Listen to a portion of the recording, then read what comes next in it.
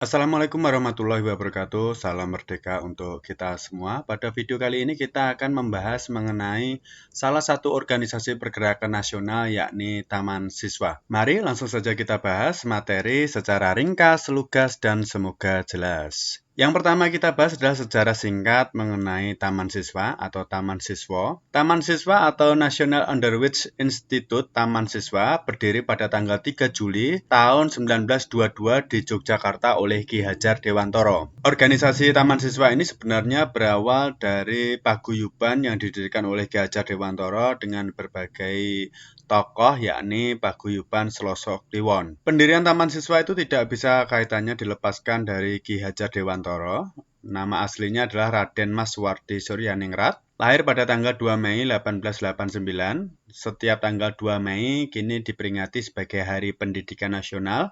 Itu diambil dari hari lahirnya Ki Hajar Dewantoro. Karir organisasi dari Ki Hajar Dewantoro yakni pernah bergabung dalam organisasi Indische-Partij yang terkenal dengan tokoh Tiga Serangkai, Ki Hajar Dewantoro, Dewes Dekker, dan Cipto Mangunkusumo. Pernah menulis artikel Als ik een Nederlander was, andai kata aku orang Belanda, yang mana itu merupakan sindiran dari Ki Hajar Dewantoro terhadap rencana perayaan 100 tahun kemerdekaan Belanda dari Prancis. Akibat artikel ini, Ki Hajar Dewantoro akhirnya dibuang ke Belanda. Saat dibuang di Belanda, Ki Hajar Dewantoro bergabung dengan Perhimpunan Indonesia atau Indische Vereniging. Setelah kembali ke Indonesia pada tahun 1922 mendirikan Taman Siswa, namanya kemudian berganti Ki Hajar Dewantoro. Jadi awalnya Suwardi Suryaningrat, kemudian berganti menjadi Ki Hajar Dewantoro. Pada masa pendudukan Jepang, Ki Hajar Dewantoro bergabung dalam organisasi Pusat Tenaga Rakyat atau Putra bersama Soekarno, Hatta, dan Kiai Haji Mas Mansur yang dikenal dengan nama tokoh Empat Serangkai. Setelah kemerdekaan, pada sidang PPKI kedua, Ki Hajar Dewantoro dijadikan Menteri Pengajaran pertama atau Menteri Pendidikan pertama di Indonesia. Pendidikan menurut Ki Hajar Dewantoro adalah alat mobilisasi politik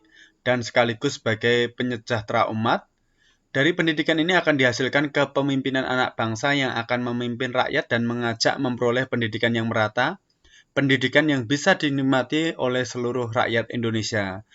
Perlu kita ketahui bahwa ketika Belanda menerapkan politik etis, tidak semua orang bisa mengakses pendidikan, hanya kelompok golongan masyarakat tertentu saja yang bisa mengakses pendidikan.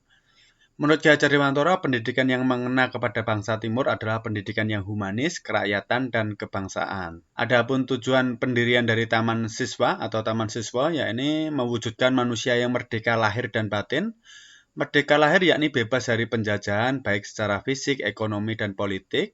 Sedangkan merdeka secara batin yakni mempunyai kemampuan untuk mengendalikan sesuatu keadaan. Konsep pendidikan Taman Siswa sendiri, pendidikan yang humanis, kerakyatan, dan kebangsaan, kemudian menggunakan sistem among, kemudian patrap guru atau tingkah laku guru yang menjadi panutan murid-murid dan masyarakat, hak menentukan nasibnya sendiri, siswa yang mandiri, pendidikan yang mencerahkan masyarakat, kemudian pendidikan harus mencangkup wilayah yang luas, perjuangan menuntut kemandirian, juga sistem ketahanan diri. Tujuan lembaga ini adalah mendidik anak-anak. Ini merupakan berbagai konsep pendidikan Taman Siswa.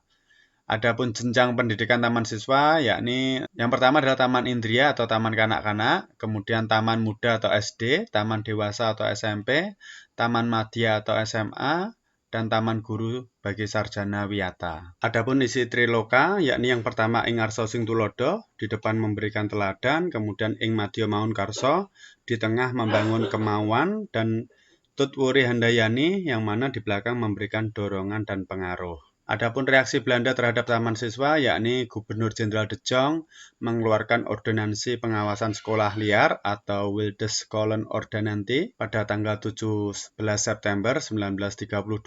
Isi dan tujuan dari ordonansi itu ialah memberi kekuasaan kepada alat-alat pemerintah untuk mengurus wujud dan isi sekolah-sekolah partikelir yang tidak dibiayai oleh negara.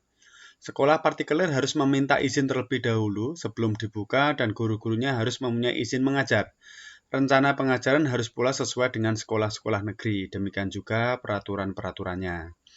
Taman Siswa sendiri akhirnya terus berkembang, pada tahun 1932 mencapai 166 sekolahan dan sekitar 11.000 murid di Jawa. Adapun salah satu bunyi dari Triloka, yakni Tutwuri Handayani, digunakan sebagai slogan pendidikan di Indonesia. Demikianlah materi mengenai Taman Siswa, semoga bermanfaat. Mohon maaf apabila ada kesalahan. Wassalamualaikum warahmatullahi wabarakatuh.